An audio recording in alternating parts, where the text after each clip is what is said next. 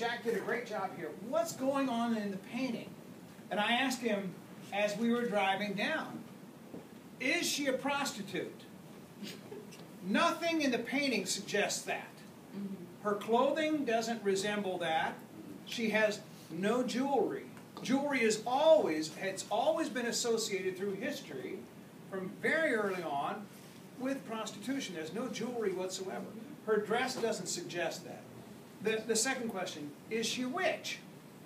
Even the name natural magic suggests something about the other than earthly. And I think, Ron, you used a couple of phrases that I picked up on Mother Nature. That's interesting. I had never thought of Mother Nature before. Possible. But there certainly is this idyllic scene where the birds, the butterflies, focus all attention on her. They're not looking at him. None of the animals seem to be about him. The roses don't seem to be about him.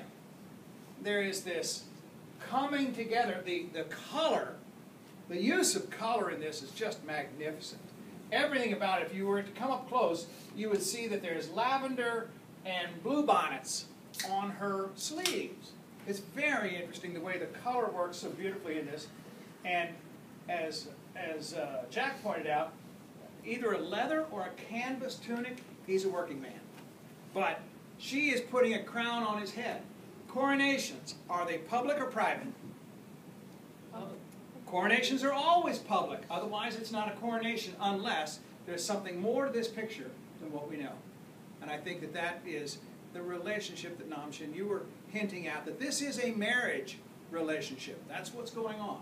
The embrace is definitely familiar, but not overtly erotic. So it's an interesting thing. What I will do is I will post some of your reflections on Sakai tonight when I go home. So that if you're interested, you can look at that, and we'll see how that comes out. But thank you very much for that. I've owned this painting for about 7 years, and I never noticed one of the most obvious things that Jack told me about it. What's going on with the vine? No thorns. That's important. Ron, you had a question. I was just going to ask, where's the original?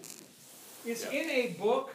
It illustrated a book, a 1905 copy of the book, and I don't know the name. It's in the book, The Pre-Raphaelites. It's a big photo thing. If you look it up, if you look up Natural Magic, it'll give you the title of the book. Is it in a museum somewhere, or? Oh yeah, it's I've seen it in a published work that my daughter got in Scotland. Cameron?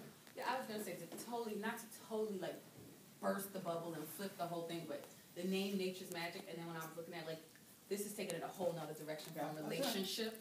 But like I know some people who idolize nature, literally worship, like that's the sun, they love the sun. And so, I mean, can that be seen in this as well? Because to me, she looks symbolic, like everything, even the branches are coming in, and she could even be symbolic of nature, and then but then that would take it into a whole type of pagan. So it depends on whether you're looking at it from a worldly perspective or from a Yeah. There was some discussion over on this side about worship. Not the worship as in worship the Lord, but the yishtachavu. You know, chava, chet, vav, he, with the shafach, preformative. And it normally comes out in the imperfect. So yishtachavu. There's a lot of yishtachavuing going on in the Old Testament. People are bowing down. When Abraham goes to Melchizedek, he doesn't worship him as in the Lord, but he definitely does this chava. There are a number of places where this is done. When David comes to the threshing floor, Ornan, or Arana, he does the chava, an appropriate debasing of himself. It comes from the idea of getting down on your knees, and what is his posture? He's on his knees.